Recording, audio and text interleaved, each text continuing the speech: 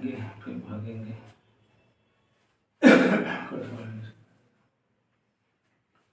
तो आज मैं एक नया अध्याय चालू कर रहा हूँ जिसका नाम है साझेदारी का पुनर्गठन। साझेदारी का पुनर्गठन।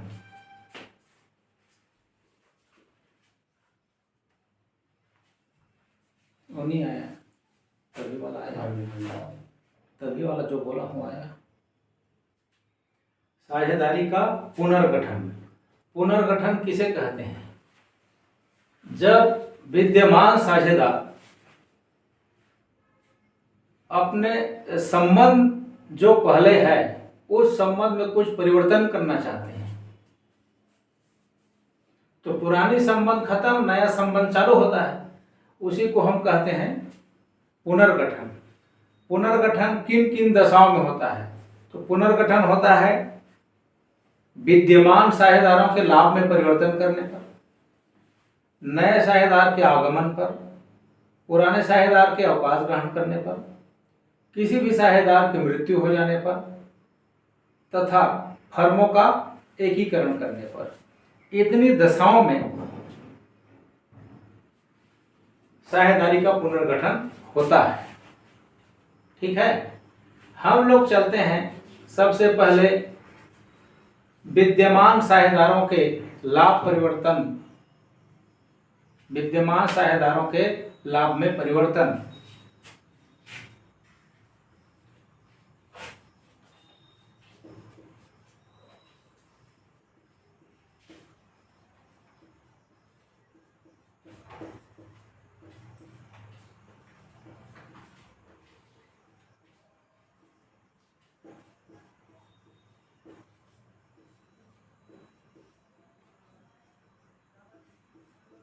आज हम लोग पढ़ेंगे विद्यमान साझेदारों के लाभ में परिवर्तन कैसे होता है।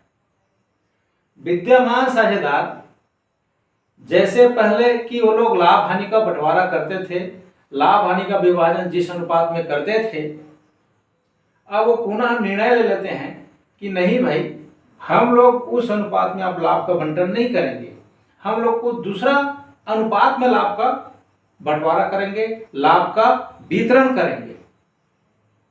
उसको कहते हैं विद्यमान साझेदारों के लाभ में परिवर्तन। ठीक है,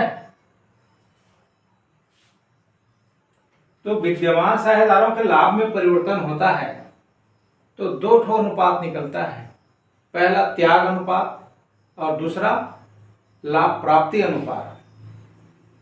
त्याग अनुपात और लाभ प्राप्ति अनुपात, इसके अंतर्गत दो होते हैं। पहला है त्याग अनुपात, दूसरा है लाभ प्राप्ति अनुपात।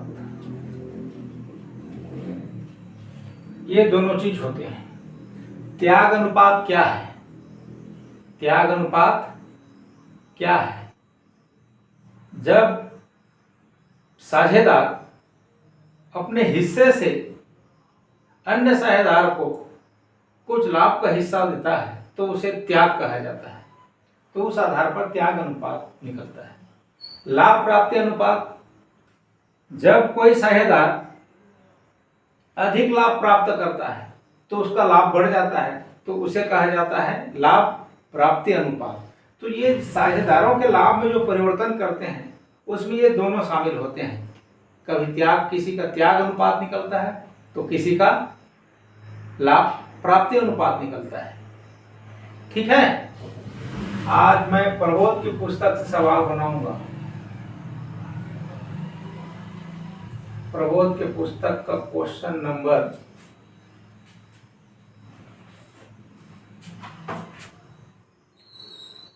गणित का 1, क्वेश्चन नंबर 1। ध्यान दीजिएगा, संदीप और नवदीप फर्म में साझेदार हैं, लाभ का विभाजन 5:3 के अनुपात में करते हैं। ये त्याग अनुपात कहाँ है?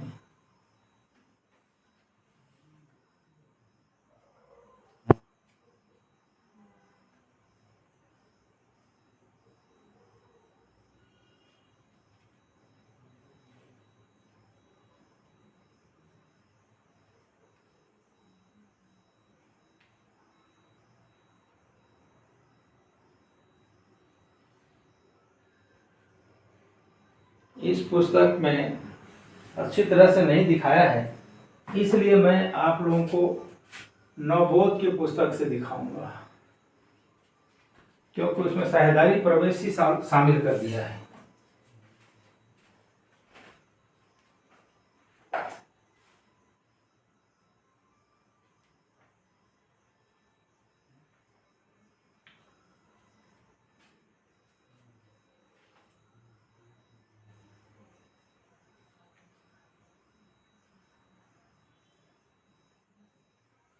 नवबोध का क्वेश्चन नंबर 1।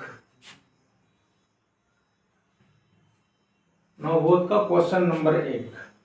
अ और ब एक फर्म में साझेदार हैं जो लाभ हानि 2:1 के अनुपात में बांटते हैं।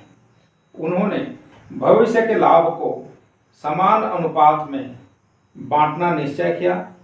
त्याग अनुपात ज्ञात कीजिए। त्याग अनुपात ज्ञात कीजिए।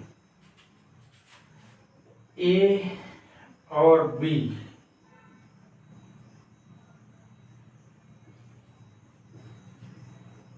साझेदार हैं 2:1 के साझेदार हैं। ये लोग निर्णय करते हैं कि अब हम लोग 2:1 में लाभ नहीं बांटेंगे। क्या बांटेंगे? अब बराबर बांटेंगे। अब भविष्य में हमारा लाभ क्या होगा? बराबर होगा। तो भविष्य में लोग बांटेंगे क्या? बराबर। बराबर माने 2 जने हैं तो 1:1 होगा। 1:1 होगा। ठीक है, ये आपका क्वेश्चन है। ए और बी साझेदार हैं एक फर्म में 2:1 के अनुपात में। उन्होंने ये निर्णय किया कि भविष्य में वो दोनों बराबर बराबर लाभ हानि का बंटवारा करेंगे। ये है। तो हमें इस सवाल को हल करने के पहले इनका कैसे निकाला जाता है ये विधि हम जानें। तो त्याग अनुपात कैसे निकालते हैं? त्याग अनुपात बराबर पुराना अनुपात माइनस नया अनुपात।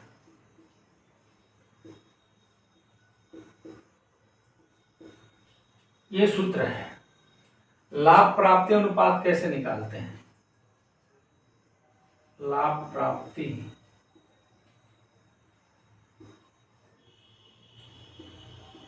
बराबर नया अनुपात माइनस पुराना अनुपात।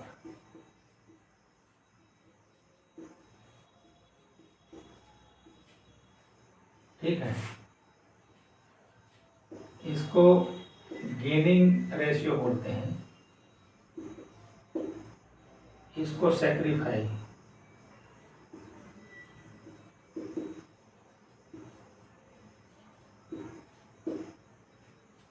त्याग अनुपात को सैक्रिफाइसिंग रेशियो, लाभ प्राप्ति अनुपात को गेनिंग रेशियो। ठीक है, अब इस आधार पर हम इसे निकालेंगे। हम दोनों साझेदार का निकाल देते हैं। क्या होता है? पुराना अनुपात आपके सामने है। ए का 2/3, बी का 1/3। ये पुराना अनुपात है दोनों का। हम त्याग अनुपात निकालते हैं। त्याग अनुपात का सूत्र है पुराना अनुपात माइनस नया अनुपात। तो ए का निकालते हैं। ए का 2/3 माइनस 1/2। 1/2 देखते हैं। 3 और 2 का हम लघुत्तम निकालेंगे। 3 और 2 का लघुत्तम, तो 3 और 2 का लघुत्तम आएगा 6। कितना आएगा? 6। अब ये जो लघुत्तम है, इस लघुत्तम को 3 से भाग देंगे तो 3 दूनी 6, और जो भागफल आया उस भागफल को इसी के अंश से गुणा करेंगे। एक बार फिर समझिए, जो लघुत्तम आया है दोनों का, इस लघुत्तम को पुराने अनुपात के हर से भाग करेंगे, अर्थात कि 3 से 6/3 करेंगे तो कितना आ जाएगा? 2 उत्तर आएगा। जो भागफल 2 आया, उस भागफल को इसी के पुराने अनुपात के अंश से गुणा करेंगे तो 2 दूनी 4, बीच में माइनस चिन्ह है। फिर 6/2 करेंगे, 6/2 कितना आएगा? भागफल 3, और उस 3 का गुणा इसी के अंश से करेंगे तो 3 एकम 3, बचा कितना? 1/6। ये त्याग निकला। ये क्या निकला? त्याग।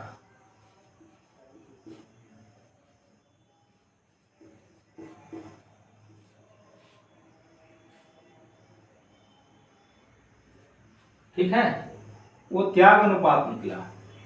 अब बी का देखते हैं। पुराना अनुपात दिया हुआ है 1/3 माइनस 1/2, 1/2 बराबर इसका भी लघुत्तम कितना आएगा? 6।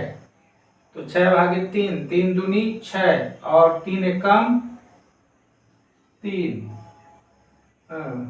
3 दूनी 6 तो 2 एकम 2 होगा, 2 एकम 2, 3 दूनी 6 और 2 एकम 2 माइनस 2 दिया 6, 6/2 करेंगे तो कितना उत्तर आएगा? 3, तो 3 एकम 3, तो यहाँ माइनस में उत्तर आया। ये लाभ प्राप्ति है, 1 माइनस 1/6, ये लाभ प्राप्ति है। क्या है ये? लाभ प्राप्ति। जब नया अनुपात बड़ा हो जाता है, डिफरेंस में जो अंतर आता है उसमें नया लाभ बड़ा होता है तो उसको बोला जाता है लाभ प्राप्ति अनुपात। और पुराने में जब पुराना बड़ा होता है तो कहा जाता है त्याग अनुपात। हम ये लाभ प्राप्ति अनुपात में निकालेंगे तो ऐसे ही 1/6 आएगा। नया अनुपात में पुराना अनुपात करेंगे तो नया कितना है? 1/3 माइनस 1/2, 1/2 माइनस 1/3। देख लीजिए, 6 लघुत्तम है, 2 तिया 6, 3 एकम 3 और 3 दूनी 6, 2 एकम 2 बराबर 1/6। तो ये सूत्र लाभ प्राप्ति अनुपात में बना है। ये लाभ प्राप्ति अनुपात में बना है ये। ठीक है, तो इस तरह से ये सवाल हल होता है। जब नया अनुपात घटाते हैं तो बड़ा होता है तो लाभ प्राप्ति। अगर सूत्र हम त्याग अनुपात के सूत्र में बना रहे हैं, पुराना अनुपात नहीं नया अनुपात में बना रहे हैं, तो नया वाला बड़ा हो जाता है तो लाभ प्राप्ति अनुपात कहलाता है, और पुराना वाला बड़ा होता है तो त्याग अनुपात कहलाता है। ठीक है,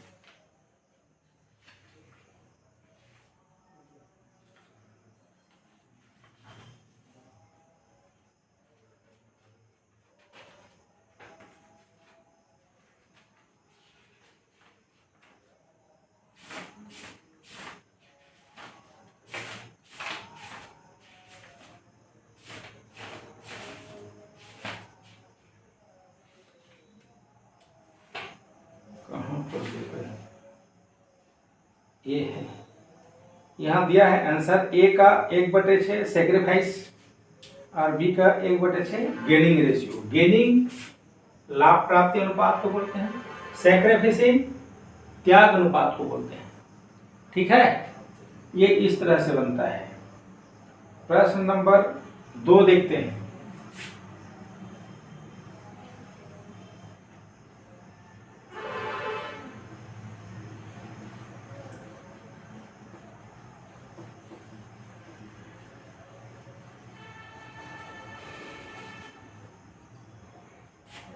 प्रश्न नंबर 2। प्रश्न नंबर 2 में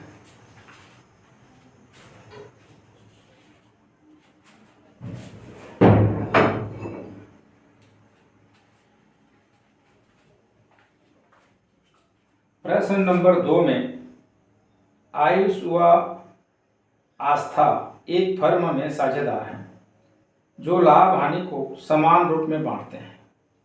1 अप्रैल 18 से उन्होंने लाभ हानि को 4:3 में बांटने का निश्चय किया। प्रत्येक साझेदार का प्राप्ति एवं त्याग अनुपात याद कीजिए। आयुष और आस्था, यही दोनों सूत्र है और कुछ सूत्र नहीं है। इसी दोनों में साझेदारों के विद्यमान साझेदारों के लाभ में परिवर्तन होगा तो यही दो सूत्र लागू होगा। जब साझेदारी प्रवेश जाएंगे तो अलग होगा, लेकिन विद्यमान साझेदारों के लाभ में परिवर्तन होगा तो यही सूत्र होगा। एक का त्याग निकलेगा और एक का लाभ प्राप्ति निकलेगा। तो आयुष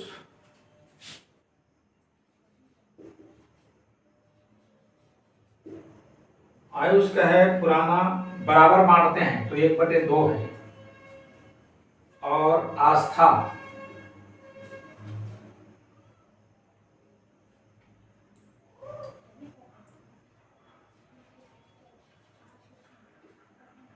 का भी 1/2 है। ये पुराना अनुपात है। ये दोनों चाहते हैं कि भविष्य में 4:3 में बांटेंगे। कैसे बांटेंगे? 4:3 में। तो हम देखते हैं यहां क्या निकलता है। तो हम 4:3 4/7 3/7 4/7 3/7। तो इसका तो नया बड़ा हो रहा है। आयुष का नया 7 भाग में 4 भाग अपने का है तो बड़ा हो रहा है। तो यहां पर हम निकालेंगे लाभ प्राप्ति अनुपात, क्योंकि नया बड़ा हो रहा है। लाभ प्राप्ति अनुपात बराबर नया ऋण ओल्ड, नया ऋण ओल्ड, नया ऋण पुराना अनुपात। तो हम देखते हैं यहां इसका नया है 4/7 माइनस 1/2, 4/7 माइनस 1/2। 4:3 में बांटेंगे तो 7 और 2 का लघुत्तम कितना आएगा? 7 दूनी 14 ही आएगा। कितना आएगा? 7 दूनी 14। इस 14 को 7 से भाग देंगे तो 2 आएगा। भागफल कितना आएगा? 2 आएगा, 2। और उस 2 को 4 से गुणा करेंगे तो 2 चौके 8, बीच में माइनस चिन्ह है, हो गया। 14/2 करेंगे, 2 सत्ते 14, 7 बार आया तो 7 एकम 7 बराबर 1/14। ये लाभ प्राप्ति अनुपात है। क्या अनुपात है? लाभ प्राप्ति अनुपात। ये आयुष का है। किसका है? आयुष का। लाभ प्राप्ति निकलता है 1/14। आस्था का त्याग अनुपात निकलेगा। आस्था का क्या निकलेगा? त्याग अनुपात। इसका सूत्र है old minus new. Old minus new, पुराना अनुपात है नया अनुपात। पुराना अनुपात है इसका 1/2, नया है 3/7, नया है 3/7। तो देखते हैं वही 14 लघुत्तम आएगा। 2 सत्ते 14, 7 एकम 7,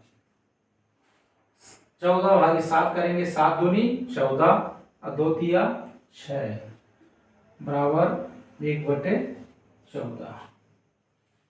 तो आस्था का त्याग अनुपात निकला, आयुष का लाभ प्राप्ति अनुपात निकला। देखेंगे आप लोग वैसा ही है।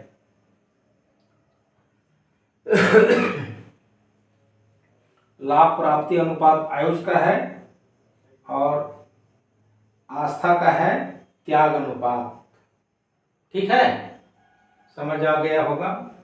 फिर देखते हैं तो सवाल।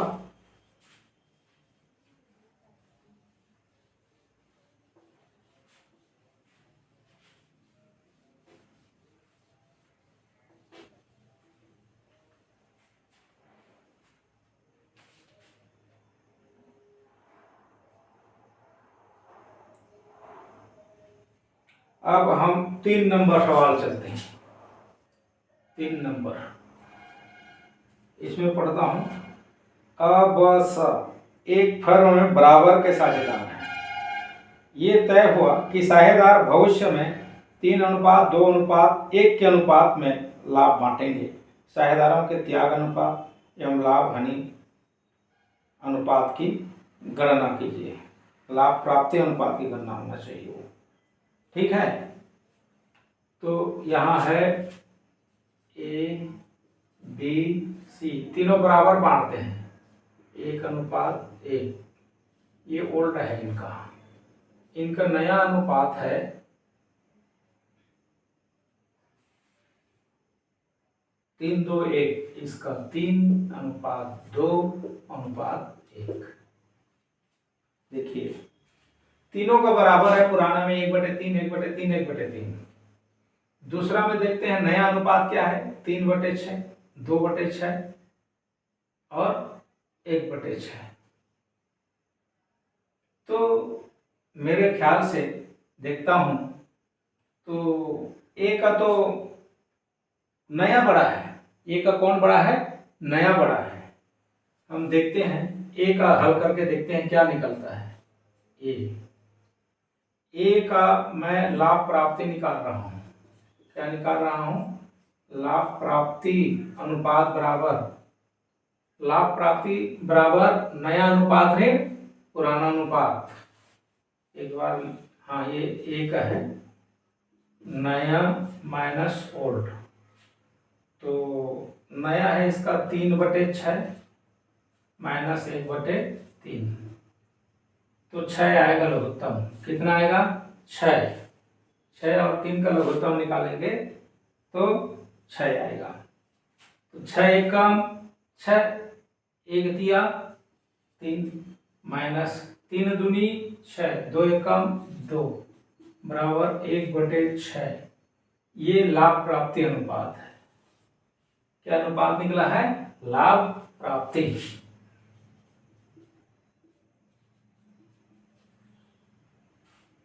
अब बी का देखते हैं क्या निकलता है, 2/6 1/3।